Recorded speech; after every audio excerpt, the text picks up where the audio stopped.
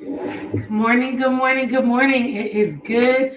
We are back on a Saturday morning for our show, Love Beyond the Walls. I am so excited to be with you on today. I am your host, Nicole Ray, and I am very excited just for what we have for you today. As always, we want to just welcome you to the broadcast. I want to encourage you to please share the broadcast. And while we're having this discussion, we want you to feel free to comment during the session. Um, Tell somebody to tell somebody to tell somebody. We're live today on all of our platforms.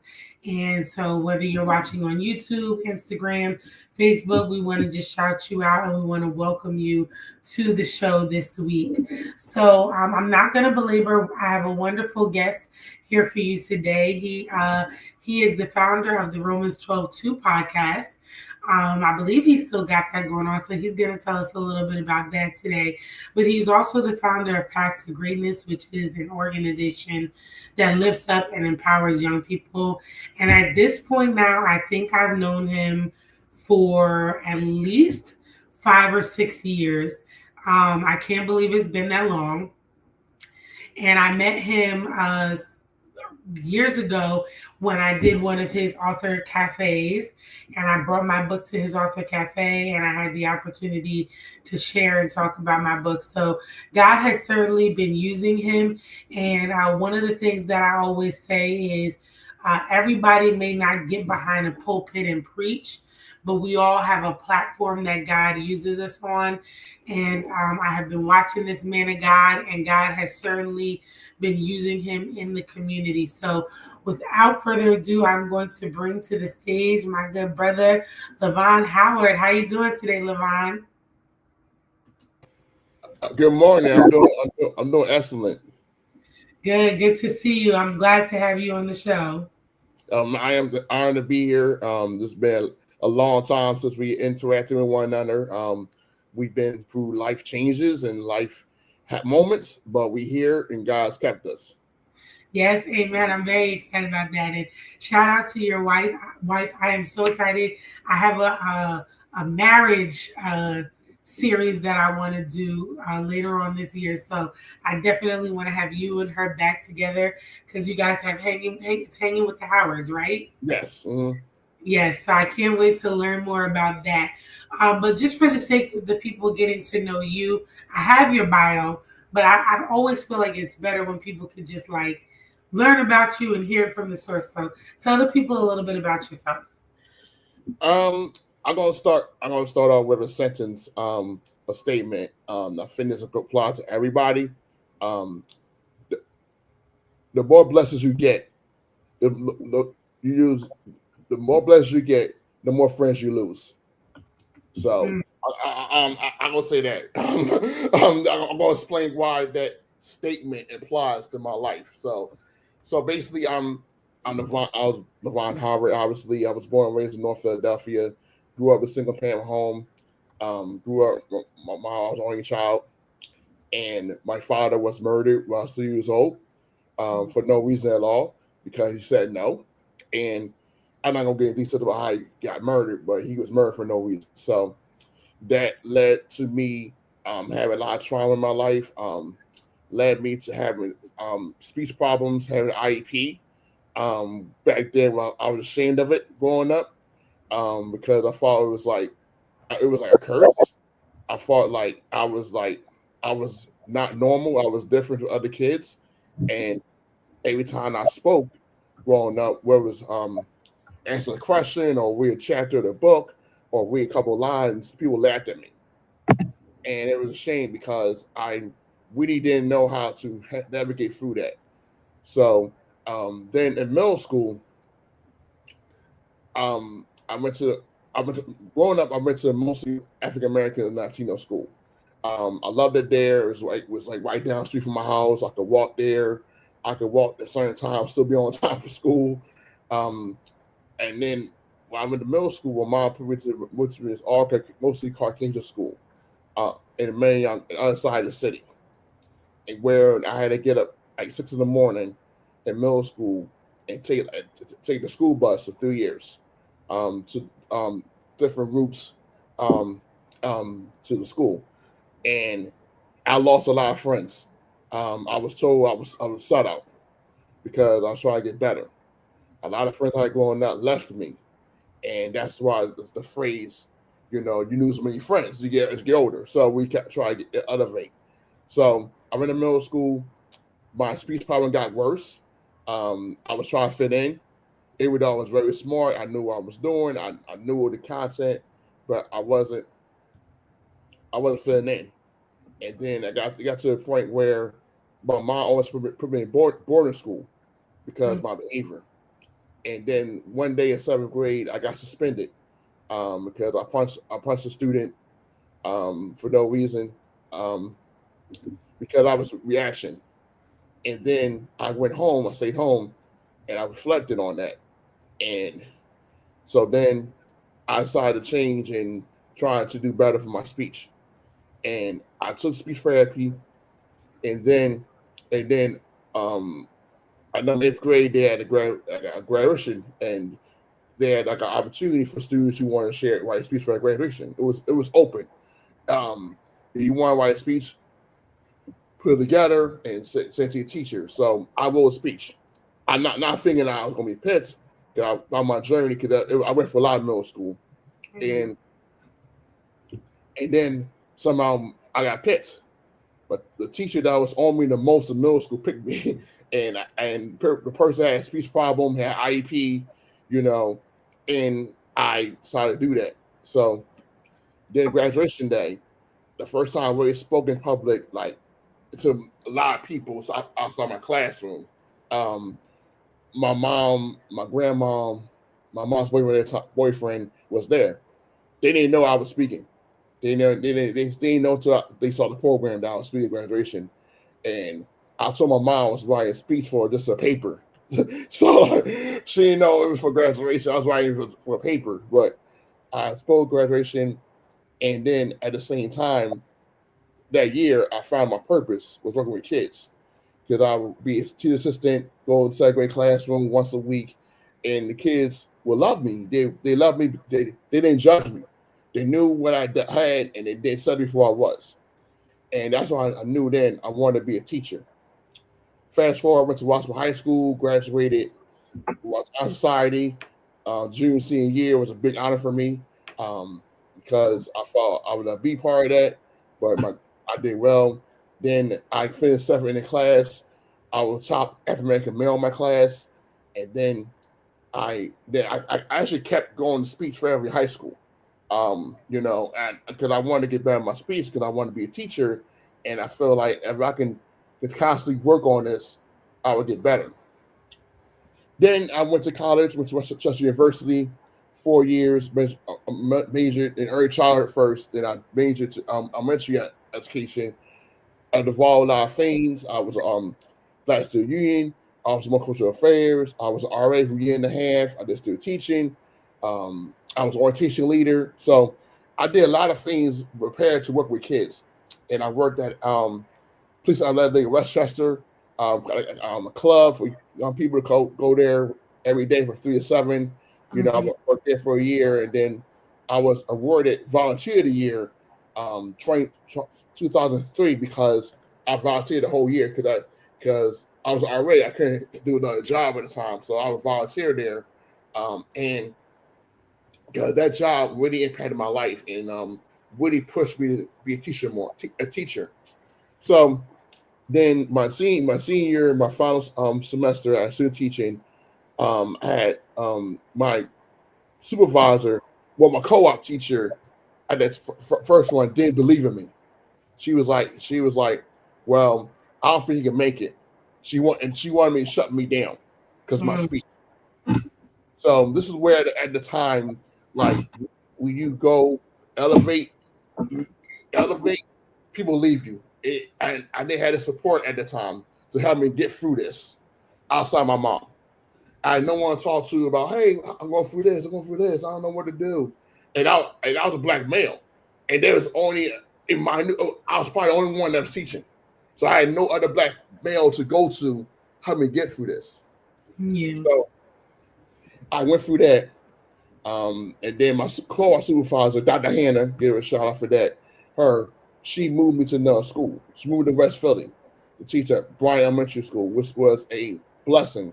Turned it around there, and then at the same time, before turning it around there, I did well, finished with a B, graduated. Then I actually volunteered at the school at the same class for the rest of the year for no money because I had the impact of kids there, and I'm a big believer in loyalty. I'm big Lord in terms of finish the job, unless God tells you to move on. Right. So, so in the midst of the same time, I started going to church more. I was just I didn't go to church growing up. I didn't go to church at all until it was about until I was in college. Then um, then when I was home in 2020, 2002, I was going for a lot. I couldn't find a summer job. I had one job lined up. I get there first day, they lie in my face. So I was really struggling. And then one of my neighbors at the time told me about the church you go to, and I went there. I went there not knowing what was going on. Then I met my pastor there. He was different. He wasn't like I saw on TV. A lot of people are growing up, go to church, and all white, and then go home for an hour later to be doing drugs. And I was like, this doesn't make sense. Like you're supposed to be all right, be perfect, be a good person, but you're out here doing negative things an hour later. So I had bad interpretation of church people growing up, and I had like a bad viewpoint of church people growing up because of what I was told, what I was hearing, So and but he was different. He was passionate. He cared about his people. He cared about people, and he valued me. Even though I wasn't a member, he valued me, and he checked on me. Hey, how you doing? How's it going? And I never really had that before. So, and then as fast 2 years later, 22 out of four, while I was still teaching, I was home. Mhm. I joined my church. I've been with for the past 21 years. I joined my church. Then so then I graduated. I graduated college. Graduated day before Mother's Day. So that was the great Mother's Day gift you ever get to your mom is your degree. I graduated Mother's Day. The next day of Mother's Day, I got baptized. I got baptized Mm. in my church on Mother's Day. Then and then 2 days later, my first girlfriend broke up with me.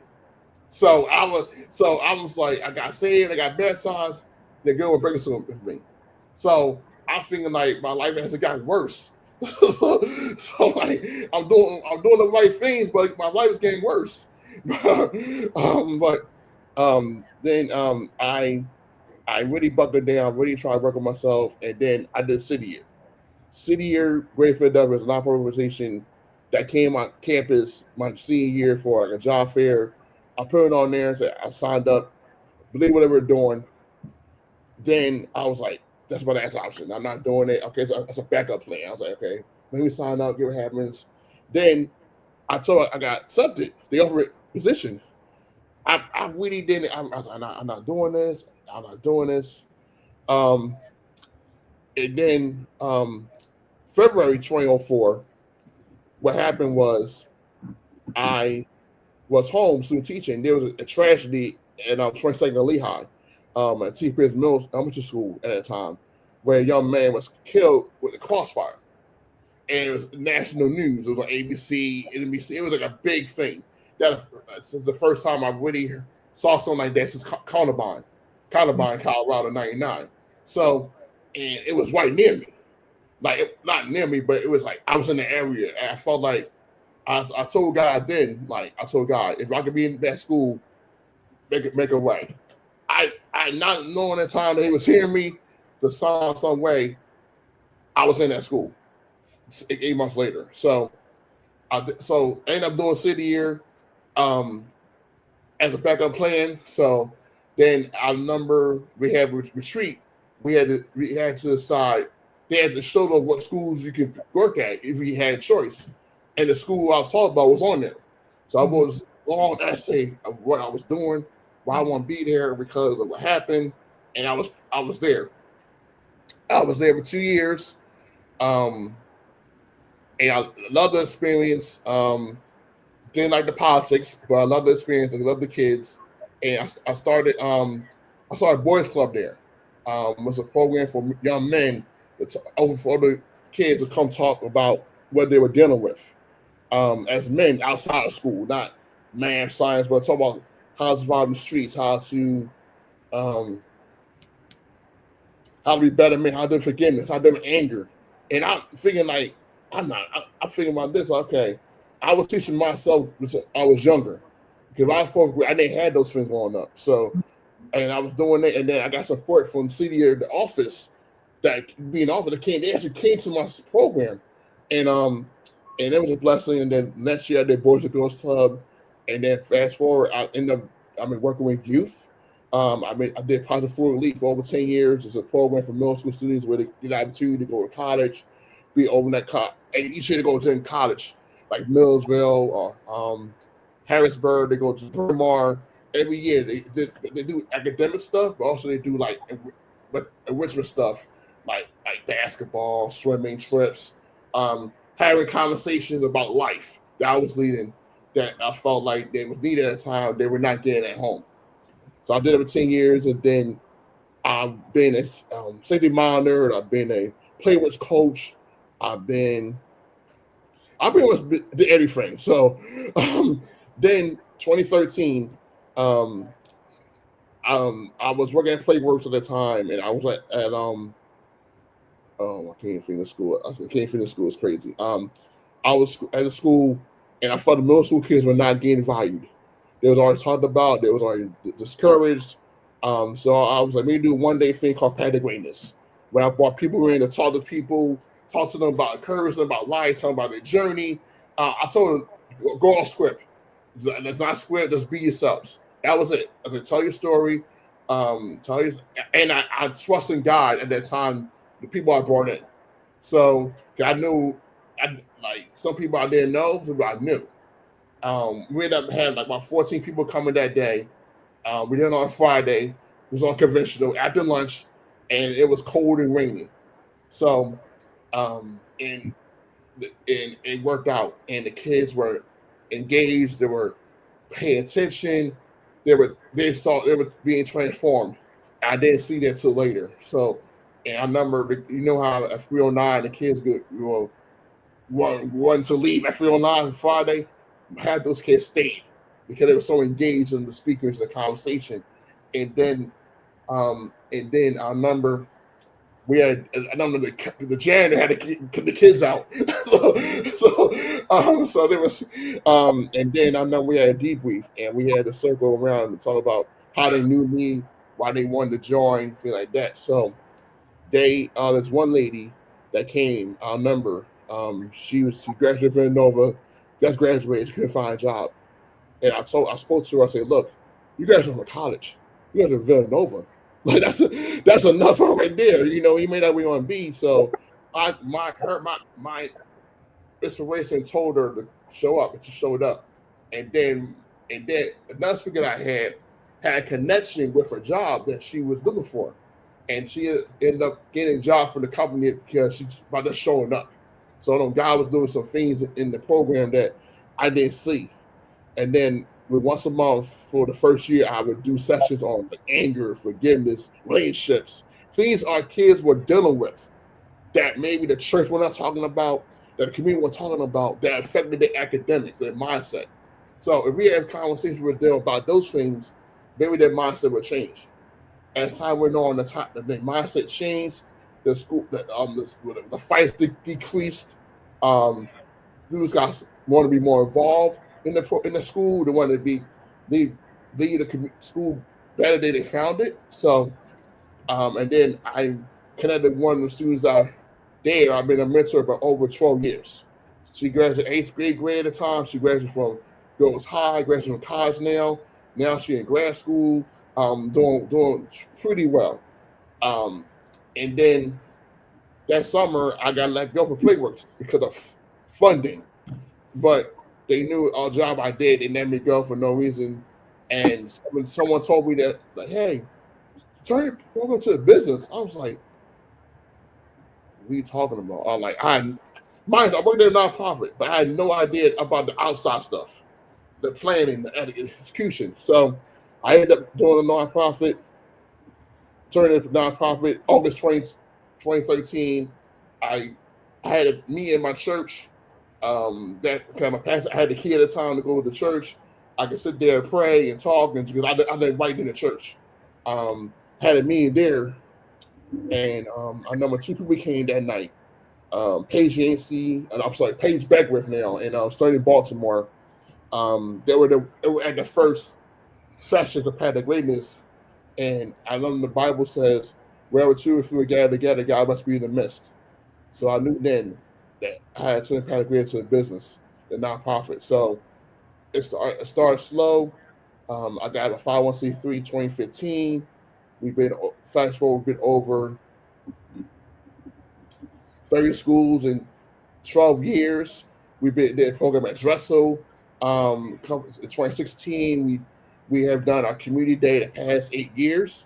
In North Philadelphia at Trauma Came in Rec Center. The Rec Center gave me a shot to let me library have it there. And like I'm big on loyalty. And I always done in there because they said yes to me, and I'm not going to turn my back on someone that said yes to you. And each year it gets better and better. It gets more organized and more better. This past year we gave 100 book bags. Um, we allowed free resources. We had a free concert. We had 4 different spoken word artists perform. We had an awesome DJ that I worked with in Westchester, who my, who was who I was who was in my group as a orientation leader. So she's doing well for herself. So it's been a lot. We so but in all that time, guys kept me. I lost a lot of people growing up. Not physically, but mentally. People left me because they didn't want to be around me, or they didn't see the value of what we was doing for the kids. And my thing is about transformation of the kids. Because in the day, you want the kids to be differently than you first seen them. Right. And so it's been a journey, and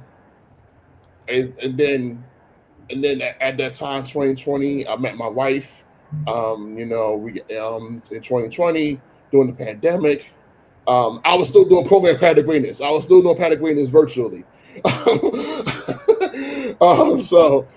That summer, I actually got a lot of people that I knew to come speak virtually to the kids, and the summer came over because then we didn't know program because of the pandemic. It was no program, so all I had to do was get them on there and had them join it. That was it. So, and that was the pivotal time that they got on, and then I did, things like that. Um, so we've been married almost 4 years. Right. Probably 5 years in March, and it's not easy. It's really not easy. It's not easy, but at the same time, you have to um, you grow and you die to yourself daily, and you have to take the things to make you better. Whether it's therapy, where it's um, journal writing, you have to work on yourself. Um, you can't be the same person as you were 5 years ago. You can't be the same person because, and I tell every couple that's about to get married, I will tell them go therapy because when you go therapy, a lot of things come out that you thought we're dead. We're buried, but it comes back up, and then you lose people, you lose friends, you lose family members because because you're doing something positive, you're trying to uplift yourself. Um, so it's been a journey. She does wonderful things. She's a hairstylist. She does a lot of things. Creator. She's a flyer maker. She does a lot. But she's gifted in what she does. So then last year I experienced a shift. So like you said, I started the Roman Strong 2 Experience show years ago. Um, 7 years ago, and it was doing well, had space in West Philly I could use for free, and then one day they tried to change it up, and I do for home. I'm trying to find places, but hasn't been working. So I haven't really done a show in about a year and a half, but people been asking me about, like you've been asking about, I won't bring it back. I won't bring it back because I feel like it gave people value, it gave people exposure to different audience and share about their journey, how God's transformed them. And I would definitely bring it back, but I'm trying to see God and see how He want me to do it. So I can still have time just to do other things I'm planning to do. Um, and then also at the same time, I started Man Talk for men 3 years ago because we felt like when I got married, I felt I was by myself. I felt like even though you had a wife, you were still by yourself because it was nobody I could talk to about how to deal with this issue, how to speak to your wife in a certain way without feeling like you attacking her, how to get those things that men that you don't understand, So I started that 3 years ago. It's not where I wanted to be, but I wanted to get exposure for men because a lot of men feel sometimes like when you married, you had our friends that support you, but at the same time you feel by yourself, especially when you trying to do good and trying to do the best you can, or you're struggling.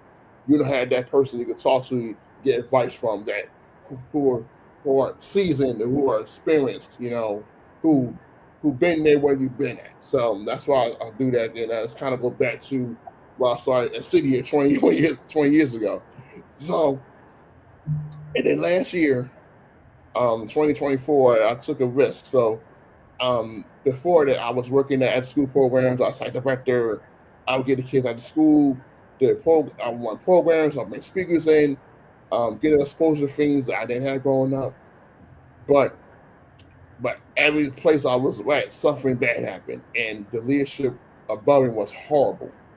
Like literally horrible. Unprofessional and did kind of set me up for failure. I remember the first one. I number one company that I was year and a half, 2 years decided to let me go because they wanted me to do part time. I was like, I can't do part time. Then the next one, the leadership was horrible and the funding was crazy. So at the end, I saw seeds of it, and then I was let go from that company. But now the company don't even exist anymore. Then I was at another organization, let me go for no reason. They said I was cool with them, it was fine. Let me go for no reason at all. And then I was another company. I was doing the work I was doing. But my boss verbally abused me on multiple occasions, like yelling. Um, and they let me go for no reason. And it did my partners that I was working with dirty. They didn't pay them, lies to their face, and I left them. And then one before that, I was at high school. The high school the program was good. We had a lot of programs coming in, training programs coming in every week, but the attendance was low. And the director let me go, but she's still paying me for that summer. So since I was only the second person at that time that she did that for, and then that summer 2024, I was trying to figure out what I want to do. Um, then someone told me go back to teaching. Someone told me, hey, I feel my teaching. I was like, I'm not certified. I'm like, I don't think they're gonna accept me or not. So I started applying to jobs on Indeed, and then somehow I was getting interviews. And I was like, they knowing that I'm not certified, but they saw my resume, saw my what I could bring, and I remember this. So I remember one time I worked at I interviewed for a place called Uncommon Schools in New Jersey. I was like, Uncommon Schools. I was like, this is unique and different. I was like, okay. I was like, okay, let me go what happens. So it's for math position. I always loved math growing up. Um, so I went there, interview, prepared to work with kids and get all that. But it was just the D instruction there, and then I did my lesson. I kind of messed up a couple of times. Then I had those little knowledge about math. Then I had the boss and the director of operations come in at the same time, talk to me. I was like, oh boy, what's going on now? So then the principal hired me on the spot. And I was like, wow, she believed in me. She believed this person that had IEP, was not certified. She wanted me to teach her children. And I was blown away by that. And it took me to go to do something uncomfortable, going to Canton, New Jersey and doing it. And sometimes God will put you in places that you thought you never be at and may Mm, be a blessing to. So the past year I've been teaching at Canton Prep in Canton, New Jersey. I taught subject math, and it's been a blessing. It's been a challenge. It's not been easy. It's been a challenge. It's been a challenge, but I made it through. I witnessed the first graduating class at Canton Prep in June of eighth graders. Now I'm gonna witness my seventh graders this past year graduating next year. So I'm back there, and the teacher, the principal is very humble. She's a trailblazer. She's the final principal of the school. So she, and I love the kids there. I'm just blessed. Sometimes the year I went for a lot last year. mm, People left me because I was a teacher, which is weird. Like, how you can be my friend and leave me because I'm a teacher? Like teaching is one of the greatest jobs in the world, but one of the hardest jobs in the world at the same time because you are impacting the minds of 90 to 100 children every single day, and plus the entire school because you are a whole school teacher because you had to fill in and teachers out that day. So there's a lot of things you got to take in, and I felt like I didn't have the support. I didn't have people check on me outside my wife and, hey, how's it going? How's the lesson going? How's this doing? Or give me a pick me up. I would go there sometimes angry. I would go there stressed out. I'll be like frustrated. But seeing those kids brighten my day, and being my coworkers brighten my day. Um, it's really a school because they really look out for each other. Like on your birthday, they honor you. They give you like a poster, their name on it. They give you your favorite candy or snack on the table. They really value the teachers there. They really do. And um, a lot of the staff that were new last year came back this year.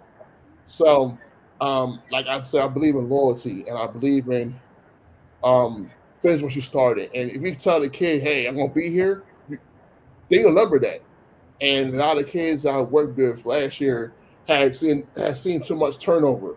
Just going 1 year, they leave, they don't come back, and then I want to be the exception by coming back and mm. seeing the growth and seeing them for another year, seeing that growth and seeing them as a different student because seventh grade is not easy, and now seeing them eighth grade, see that almost their transformation, how much they are grown, and give them a clean start, give them a fresh start, and not think about last year. Hey, it's a fresh start. Hey, we path. Hey, how you gonna handle this year before you go to high school? So, like I said, it's been a blessing, but at the same time, um, it's trying to navigate panic waiting. Panic waiting be in schools and you can't really be there. You gotta trust people, lead the sessions. You gotta trust the school partners to do their job. So to do their part in supporting the team there while they're there. It was a lot, lad. It was a lot. Had to navigate and structure, but, like I said, it could be better. It could be better. Yeah. But yeah, but at the same time, I thank God for what impact we did. Mm. I wish there could be more in the sessions, at least one or two. I can see, hey, kids see that I do see them. But Uh-huh. but now hopefully, God, I have God to like see I can make some room. I can take more PTOs or have days to see my kids, see them in action, so they won't feel by themselves. And then this summer, I actually uh, I worked at a nonprofit, mostly Hispanic nonprofit called El Casillo. I was a facilitator, and I worked with middle school students. And I so while teacher was mostly teaching home vacation, I was trying to better my craft. I was trying to better my management, better my teaching style, better my facilitation because I wanted to get better. Because I felt that I wasn't at my best last year, and I know I should have been better. And I know that there were times that I needed help, I didn't ask for help. Mm, So, so that's one of the things I struggle with. I'm asking for help. Even though I delegate well, but when it comes to things I struggle with personally, I mm, struggle with that. So that's one of the things I wanted to do better is participate better. That's why I worked this summer. mhm, So I can better my craft, so I can go back to school and be a better educator this year. So, that's my journey. Like I said, like at the beginning, like you said, like I said at the beginning, once you get to higher levels, you're gonna lose people. mhm. And sometimes you got to go by yourself. Sometimes you got to trust God. Literally, you got to trust God because um, going to Canada and come home is not easy every day. And that's a blessing to get there safely and get home safely every day. That's a blessing. So, there with people, with traffic, and God knows what's going to happen on the way home or the way there. But getting home and getting back is an underrated blessing. And so it's been a journey. I'm still trying to get better. I'm still trying to evolve and trying to become the best version of myself. I'm trying to please God and also make my mother proud of me that her son's still doing the work and that he's not out here doing the things that he's making impact in the community on the community. Amen. Well, thank you for sharing and letting us know who you are and kind of introducing us to you. Couple of things I heard you say. Um, you grew up with some challenges, things that you yourself had to overcome, adversities, difficulties that you had to overcome, trauma that you had to overcome, grief and loss that you had to overcome. Also, understanding that you became a teacher kind of inspired by your own story to be able to empower and impact kids. And I think it's so important that we do empower and impact our young people because I can see why you think the middle schoolers kind of get lost because they're in that in between stage where they're not so kiddish where like the elementary schoolers, but they're not really mature enough to be talked to or treated like high schoolers. And so they're that in between age where they're trying to figure out maturity and they definitely require a lot of attention. And so I just applaud the work that you're doing with them to help them to grow in their skills and understanding and being able to deal with all of those practical things like anger, like forgiveness, like frustration and all of that, because those things do really impact the way that they learn and the way that they grow. One question that I would ask you, we have about 20 minutes or so left. One question I would ask you is, what would you tell a young person who's trying to overcome adversity? Like, what are some of the tools you give them for how they can overcome? What and what I would tell my youngest self would be is for one that get go try to cultivate a relationship with God. That's something I didn't have growing up. I didn't have that. I know what he was, but I didn't have a relationship with him growing up, especially in middle school. I didn't, like I said, I didn't really know God till I was like 21, 22 years old. Um, but I would tell them to do that, and also go to therapy. Figure out what you are. You don't want to carry those traumas, those things you struggle with into adulthood.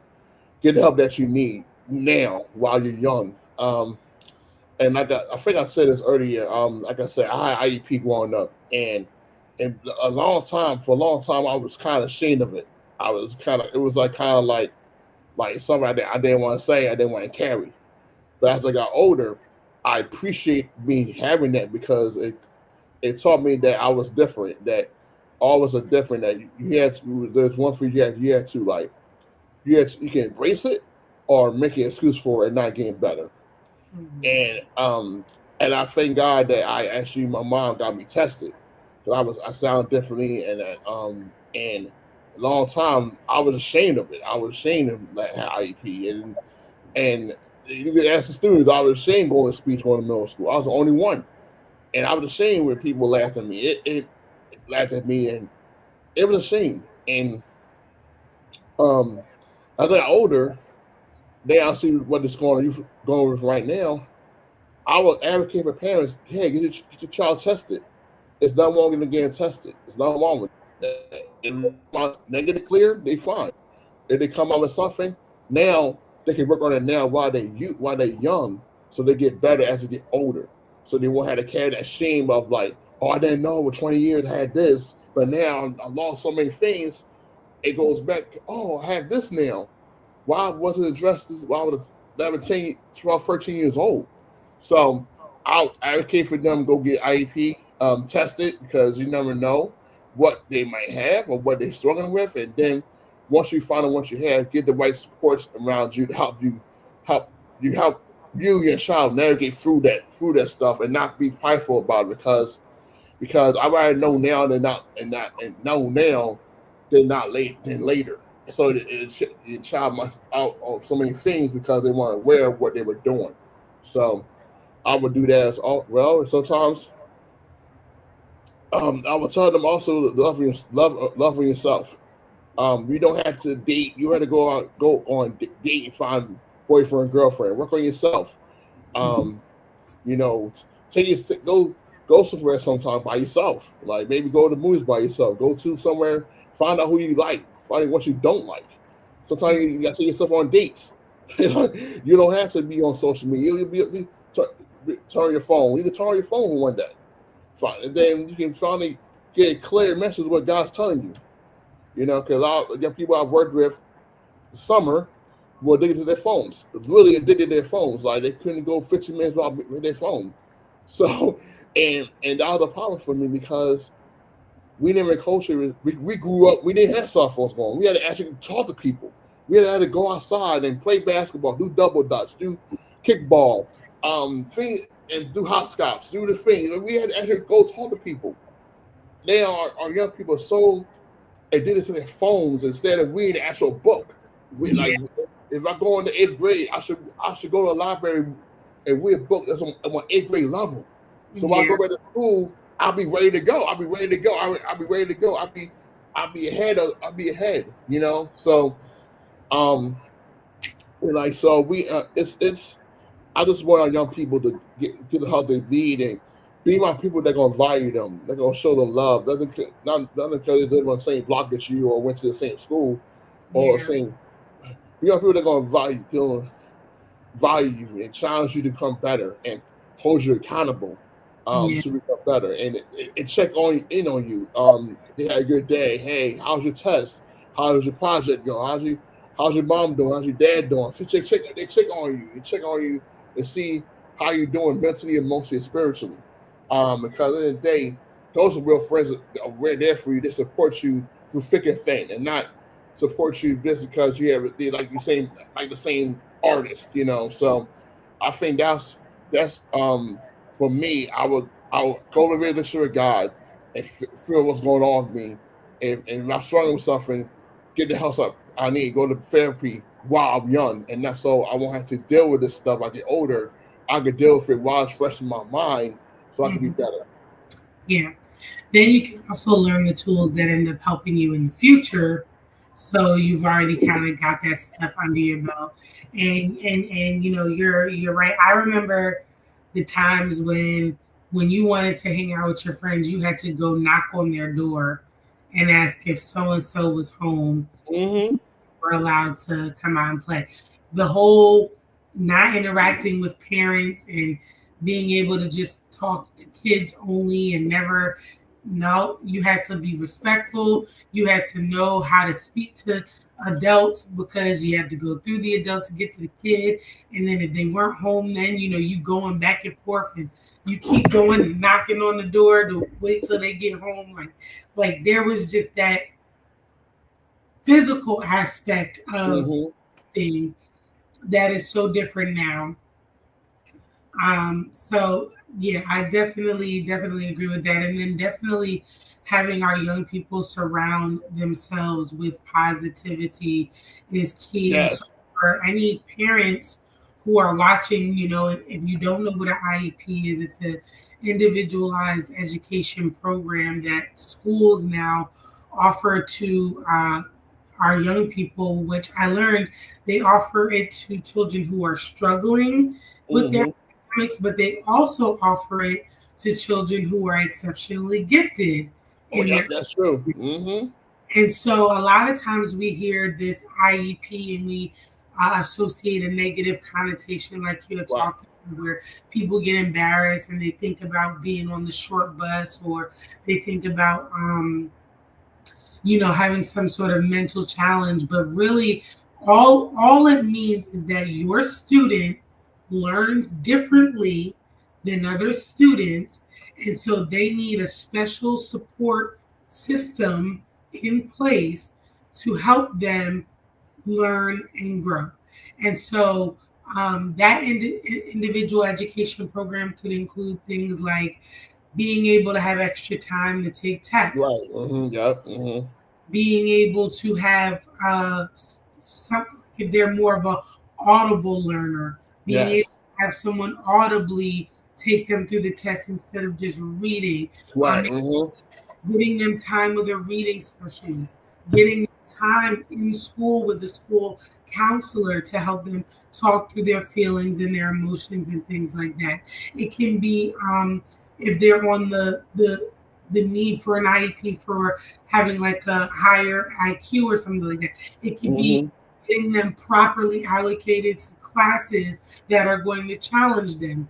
Because I can speak for myself. I never ended up on an IEP, but I remember going from private school to public school.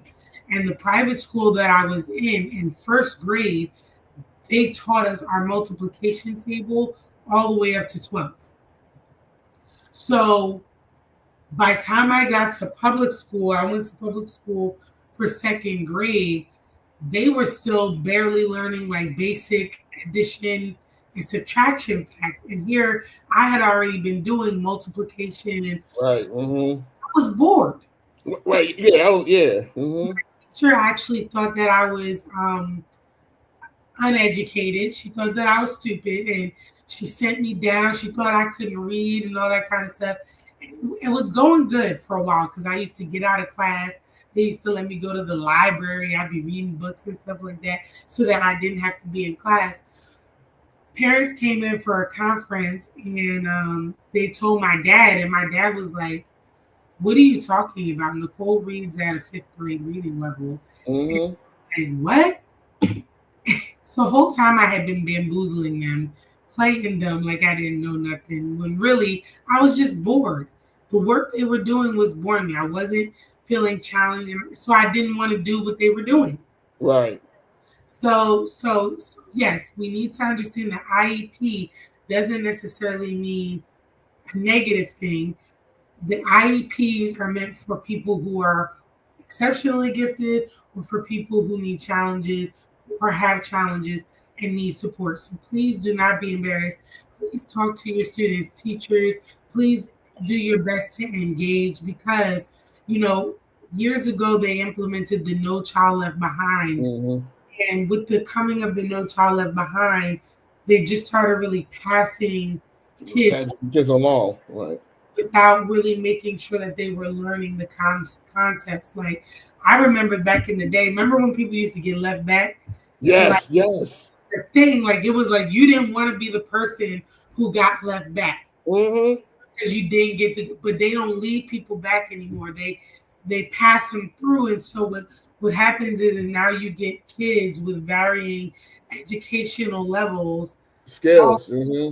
grade, and the IEPs are intended to help upskill those kids who need to be upskills and challenge the kids who need to be challenged so that everyone can be in the classroom and be effective because usually what comes with that is the disruptive behaviors. Yep. Um, Hmm. Not that they're bad kids, it's just that they don't understand what they're learning. And so they deflect and they deflect Mm-hmm. behaviors in the classroom to hide the fact. So the class clown, they're hiding the fact that they don't really know what's going on. So they play, they crack jokes, they do Mm-hmm. they know to do. So yeah, I'm definitely an advocate for getting students the work that they need. But you also said something else earlier, and it kind of was related to just I think culturally and territorially, like certain behaviors and attitudes and issues with our students aren't just because of a mental thing, but some of it is environment. Yep. Mm-hmm. These walls that we have to tear down in our environment to train our children and to teach our children and to encourage them to read, to encourage them to, want to grow in their academics, to teach them to explore science and math and all of these other kinds of things. So we have to, I appreciate the program that you have and the work that you do, because it is tearing down those walls and those barriers. And I'm not surprised that the kids, they want to stay in that place, because what it does is it becomes a safe space for them. So Mm-hmm. that's really, really, really, really, really awesome. So, we're coming up at time here, but I guess one thing I would ask you, to share as like your closing thought is like, how do you define love beyond the walls? And what are some walls that you feel like you've either had to overcome, or that you think some of the youth are overcoming? And what advice would you give to help us help them? Well, that's a great question. Was the walls I had overcome? I the walls I had overcome growing up was doubt, self doubt, self esteem, confidence, anxiety in terms of not being afraid to say anything. Just put it out there and not worry about what people think, because I was so conscious about what people thought, and I kind of still struggle with that now. To be transparent, I kind of worry what people think. I don't put myself out there. I worry about the negative feedback instead of like saying it. It wouldn't be like off the wall, but trying to make me idea or ask a question. Sometimes I still do that. I'm trying to work through that. I'm asking God to work through that for me. Um, I think our walls that our young people are dealing with is that peer pressure to be what their parents wanted them to be, or their parent or what society, social media wanted them to be, or the community wanted them to be. Um, I think that, like I said, the community of what they see, social media plays an impact of what they influence, what they want to do. But at the same time, God created you for a reason, and you got to figure out why He created you.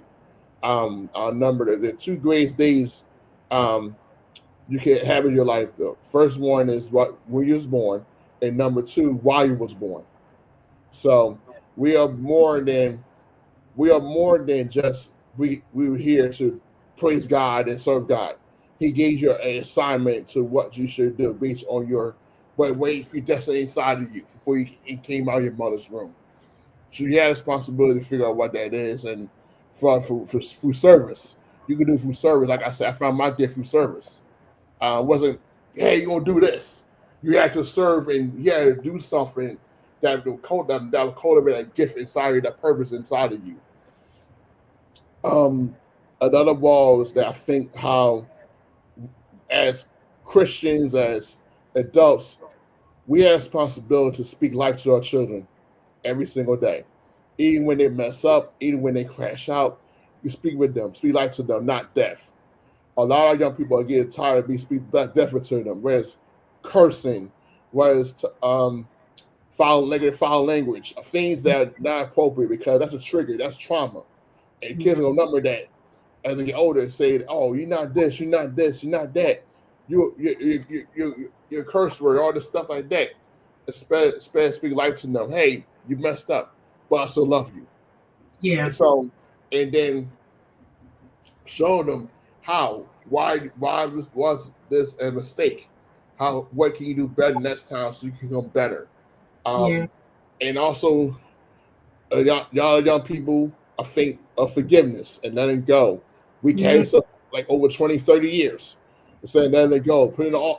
You say put it on the altar. Leave it there. Leave it there. Don't put it Yeah. on and grab it back. You're like you didn't. And then also, I think also just knowing your worth. A lot of people don't know their worth. Know that they're enough. You don't got get all this plastic surgery just to please someone. Just you're enough about being yourself. That's it. That's why I said earlier you have to take yourself out sometimes. Yeah. Go go explore the city by yourself. Take yourself out to dinner, to lunch. Go to a park. Go to a beach by yourself, and see the beauty of God.